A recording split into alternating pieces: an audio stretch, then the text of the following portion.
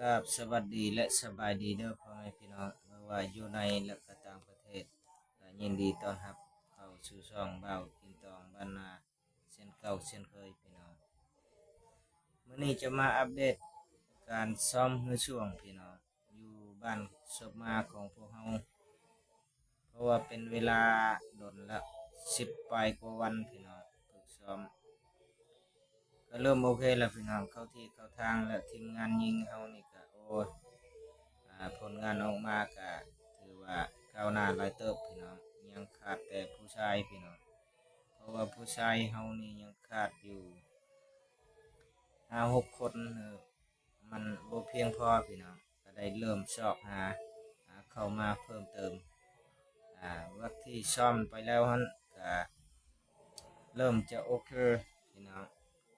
โอเคแล้วอ่าได้แล้ว อันนี้เพราะว่าเราได้ฝึกซ้อมเพื่อเมียนพี่น้องเพราะว่าเวลาสีพายมันจะเป็นหรือว่ามันเกิดกรณีอันใดอันหนึ่งที่ลงแข่งขันสู่ภาคสนามตัวจริงบ่ได้เราก็เลยสับเปลี่ยนเอาเพื่อว่าเป็นการสับเปลี่ยนเอาไปแทนพี่น้องเราบ่ฮู้เพราะว่าบางคนมีการยุ่งยากภายในครอบครัวหรือว่ามีอันใดอันหนึ่งที่ไปบ่ได้ ก็เราก็เลยได้เปลี่ยนพี่น้องเราจะได้ฝึกซ้อมเมียนประมาณ20 กว่าคนพี่น้องอันนี้มันก็ยังบ่ทันได้เราก็เลยเพิ่นยินสีพายเพิ่นเว้าว่ายังสิเริ่มหาพี่น้องหาใหม่ในบ้านเพิ่นจะเฮ็ดไปได้บ่ฮู้วิธีของเพิ่นจะจัดหาอันนี้ก็ขอฝากถึง FC แล้วก็ผู้ใหญ่ใจบุญอ่า ต่างๆบ่ว่าอยู่ในและก็ต่างประเทศหรือว่าบริษัทห้างร้านที่มีน้ำใจใช้ศรัทธาหรือว่าที่อยากช่วยเหลือสุขยุนักสีพายในส่วนของพวกเฮาเพราะว่าพวกเฮายังขาดทางด้านทุนพี่น้องเป็นทุนซื้ออาหารบ่น้ำดื่มก็บ่มีพี่น้องหมดงบบ่มีหลายพี่น้องมีแต่ประมาณ4-5 ล้านมันก็ออกไปก็เบิดละพี่น้องเอาเริ่มไปตั้งแต่มื้อเช้านี่ก็หลายเติบน้ำก็กินมื้อละตุกเพราะว่าสีพายเฮาก็หลาย30ปลายกว่าคนแล้วก็หมดพี่น้องนี่แหละก็บ่ได้กินหลายอันอื่นเพราะว่าเมื่อกินเฮือนไปเฮือนลาวพี่น้องส่วนหลายกันแล้วก็ขอฝากถึง FC แล้วก็ทุกท่านผู้ใหญ่ใจบุญหรือว่าบริษัทห้างร้านทางด้านช่วยเป็นน้ำดื่มบ่เป็นสปอนเซอร์หรือว่าM100หรือว่าเป็นอาหารการกินก็ยิ่งดีพี่น้องก็ยิ่งดีเพราะว่าทางด้านทุนฮอนเฮามันบ่มีงบมันบ่มีพี่น้องก็ขอชุมช่วยนำถ้าผู้ใดใจบุญห้างร้านตามอ้อมแอมเมืองหรือว่าบ้านก็ยินดีพี่น้องตอนนี้ก็ห้างร้านตามอ้อมแอมบ้านนี่เพิ่นก็ได้ช่วยผู้ละ60,000ผู้ละแสนผู้ละ2-3 แสนเป็นนำพี่น้องก็สาธุบุญนำก็ยิ่งดีเพื่อเป็นการส่งเสริม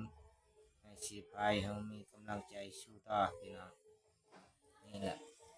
ก็ฝากไว้ถึงบรรดา FC ที่ติดตามแล้วก็อยากให้การสนับสนุนแล้วขอเชิญทักเข้ามาก็ได้พี่น้องทางเฟซหรือว่าทางเบอร์โทรก็ได้020 765 89 153โทรมาเลยพี่น้อง020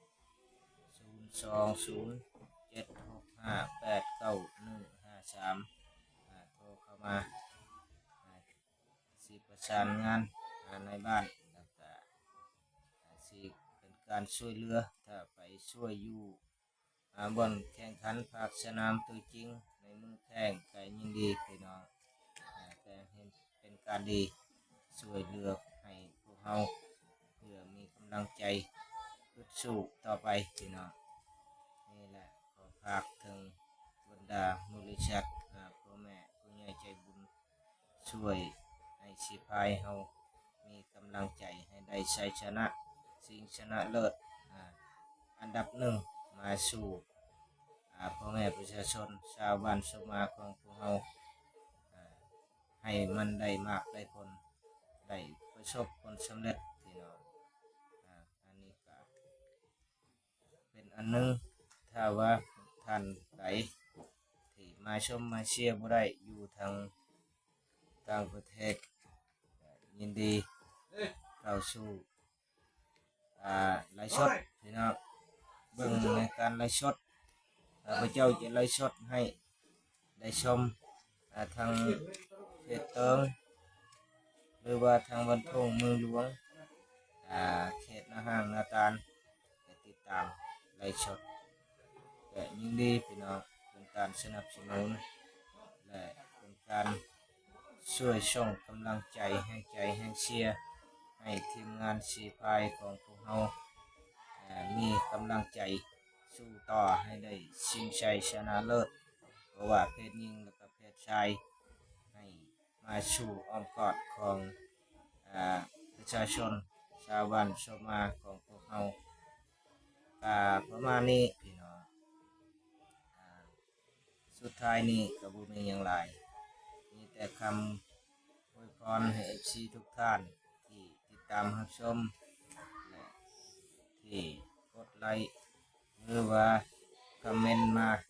ให้มีแต่สุขภาพเข้มแข็งแข็งแรงให้ประสบผลสำเร็จตามหน้าที่การงานของทุกท่านได้ดำเนินต่อมีแต่ความสุขความเจริญให้หั่งมียิ่งขึ้นไปพี่น้องสุดท้ายนี้ขอกล่าวคำว่าสบายดี